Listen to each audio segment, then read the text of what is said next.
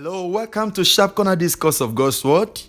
On this edition of our streaming, this is the second streaming in the month of September, and we are continuing with the theme, The Misdeed of the Mighty, Part 2. The Misdeed of the Mighty, Part 2. Our foundational scripture remains the book of Judges, chapter 11, verse 1. Judges, chapter 11, verse 1. Hear you the word of the Lord as it is written. Now Jephthah the Gileadite was a mighty man of valor, and he was the son of an harlot, and Gilead begat Jephthah. This is the word of God. Thanks be to God. In the rendering of this scripture, anyone who hears this might think, oh, the brothers of Jephthah hated him, or they sent him away because he was the son of a harlot. But that's not the reason. That is not the reason why the brothers sent him away. The fundamental reason is that Jephthah the Gileadite was a mighty man of valor. But before we come back to this point, even if Jephthah was the son of an harlot, like we asked in our previous streaming, in the month of August, why should a child suffer for the offense that predates him? And that question has not been answered. And so until it is answered, we will not countenance it. So it does not form an acceptable basis why a child should be sent away by his brethren. But let's put that aside and move on. So Jephthah was not, to start with, sent out because he was the son of a harlot. It was simply because he was a mighty man of valor. In case you do not agree with me, let's glean through the scriptures. Let's see the book of Genesis, chapter 37. I will not read it because of time. But a summary of what happens in that scripture tells us the story of a man called Joseph. Joseph was a son of Jacob. Please, what offense did Joseph commit that led to the brothers hating him? Was it anything that has to do with his process of conception? No. Was it anything that has to do with any form of evil found about him? No. His offense and trouble started and got to the crescendo the day and the moment he dreamt and told them, I had a dream.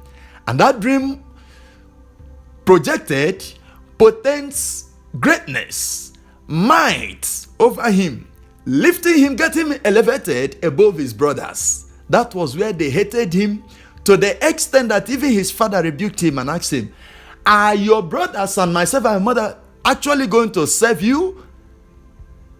The end of this question and story was that Joseph was almost killed, except for the timely intervention of Reuben, and he was sold into slavery, not because of the circumstances surrounding his birth, but because he was a mighty man. As we settle this point and this fact, I'd like us to quickly rush to the book of Numbers, chapter 22, verse 16. Numbers 22, verse 16. The word of God in this passage says, therefore, please come at once, curse these people for me, for they are too mighty for me. Perhaps I shall be able to defeat them and drive them out of the land, for I know that he whom you bless is blessed, and he whom you curse is cursed. Underline for me the word, for they are too mighty for me. This was Balak. He needed to hire the services of Balaam to curse the children of Israel. Why? For what reason? They were too mighty for him. They were too mighty for him. And so, child of God, let's get airborne. Your problem, your challenge, the troubles you are going through are coming not because of your offense. They are not coming because of your mistakes. They are not coming because of where you are coming from. They are not coming because of the profession you are dealing with, you are involved in. They are not coming because of your background or whatsoever, not being educated or all those things people might easily suggest as reason. I told us in the previous edition that they are simply and merely ostensible. They are not the reason. The true reason in this edition is that you are a mighty man, a mighty woman of valor. Let's move ahead. This could be better understood with our everyday life experience. You get promoted and you meet a higher demon called challenge. You get married, same thing. And sometimes it will look as if, oh, should I have remained single? No way, don't even contemplate that. You pack into your new house. You meet issues you never saw as all through your life of tenancy. When you were a nobody, no one discussed your matter. Nobody discussed your issue. There are forces that won't allow your rulership without a fight. Else, you continue to play obeisance unto them within the chiefdom of your divinely allotted sphere. That's an error. Now, get it right. They would ordinarily have no business fighting with you were you not to be a force to reckon with. Yes, the devil has power, but that power he has is powerless power. That is counterfeit power. The super and ultimate power, which is the mighty power, is with us through Jesus Christ our Lord. Hallelujah. Are we trying to underrate the devil? Not in any way, but we are trying to place him where he belongs. The enemy of the believer is not a walkover contender. Is not a walkover contender. He or she may only become so through the almighty power of God at work through Christ Jesus. When you read the book of Psalm number 69 verse 4, the Bible tells us something that frightens me. But it shouldn't frighten you. It is more elucidating to what we are doing and who we are fighting. The Bible says, they that hate me without a cause are more than the hairs of mine head. They that would destroy me, be mine enemies wrongfully, are mighty. Then I restored that which I took not away. Did you hear that? The devil that is fighting against you, the Bible describes him as mighty. So the only power you have to outwit him is a supernatural power. Our daddy, Reverend Dr. Mokpe, will always say, when the pendulum swings to the left, it takes equal and opposite power to bring it back to equilibrium. When the devil raises against you like a flood, the Lord shall raise a standard against him. Let's see another scripture in the book of Isaiah chapter 49. Isaiah 49 verse 24 and 25. What does the scripture say there? The Bible says there, shall the prey be taken from the mighty, or the lawful captive delivered? But thus says the Lord, even the captives of the mighty shall be taken away, and the prey of the terrible shall be delivered. For I will contend with him that contended with thee, and I will save thy children. Hallelujah. God has given us this certainty, this assurance. The devil, in all his powers, in whatever he has, in all his gimmicks, in everything you might think he has, are only to get you a child, get you believer ready, combat ready. They are not to intimidate us. They are not to get us afraid. Beloved child of God, instead of you brooding over one mistake or the other, one problem or the other, the media has given headline coverage to shut you up perpetually. Rouse yourself and fight on. The reason is not that mistake. The reason is not that mistake did not happen. Yes, you said it. Yes, it happened. Yes, it ought not to happen. But that is not only all the sides of the coin.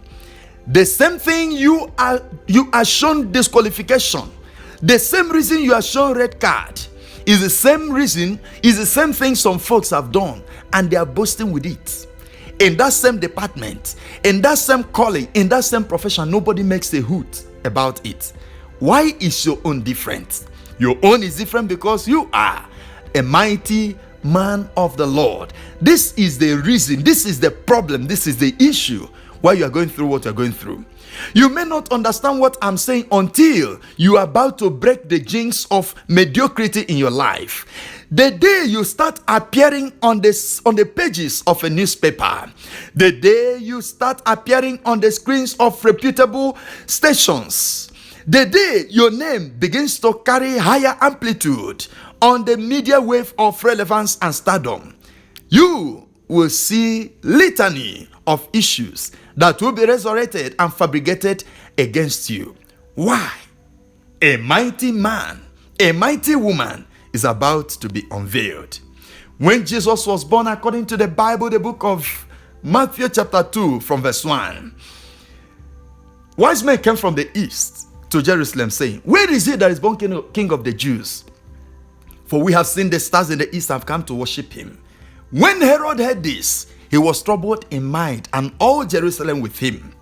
Child of God, there are people that will be troubled with you. There are people that will be troubled in mind. Seeing you return home this year with a new car. Seeing you return home to open your new house, notwithstanding COVID-19. There are people who will be troubled in their mind. See a poster, a card written for your wedding. There are people that will be troubled in mind. See you wear a good shoe. There are people that will be troubled in mind. See you get that promotion. There are people that will be troubled in mind. See you get higher from where they have concluded and analyzed you cannot get to. But are you going to throw in the towel? Not at all. We'll continue to push further because you are built for greatness. You are a mighty one of the Lord, for the cry of a king is heard among you. You are going higher and you are going further. You are in fact, the Bible calls us children of God, and God is the lion of Jesus is the lion of the tribe of Judah. So we are baby cubs. We are baby lions. We are the cubs of the lion. A lion cub does not chew grass like the ruminant, but it tears the flesh and licks the blood. That is who you are. And we cannot do anything. We can't play the second fiddle. We cannot be anything less than this. And that's what God has told me to empower you and to remind you. Notwithstanding all the troubles you are going through, notwithstanding the media propaganda, notwithstanding whatever people are using against you as a stigma, they should not stop you. Those things are not the reason. The reason is because you are a mighty man. You are a mighty woman of valor. If you agree with me, let us pray. And the prayer we'll be making is that the Lord will keep you tops after all these storms. I shall see you and shall celebrate with you. Let us pray in Jesus' name. Father, we raise and lift unto you my brothers and sisters who have heard your word and they are willing to remain in their God-given role, expressing the light, emitting the light of God, and ruling as leaders, ruling as rulers, taking charge in the sphere you have brought us into to occupy as your children, both in the physical and in the spiritual. Strengthen them. Reduce to nothing every mighty man, every ancestral power, every kingdom activity that is altering, casting aspersion on your mandate for us to rule and reign as your children. In Jesus' mighty name we pray. If the brothers of Jephthah could not stop him, nor the brothers of Joseph, no man, no system, no ideology, no manipulation of the devil and of the world, of relations, of loved ones and enemies will cut us short. Be thou exalted for answered prayers. In Jesus' mighty name we pray. Amen. God bless you. I hope to see you again in the next edition come next week of Sharp Corner Discourse of God's Word, bringing you the Word of God by the power of the Holy Ghost. We await to hear your testimony. God bless you.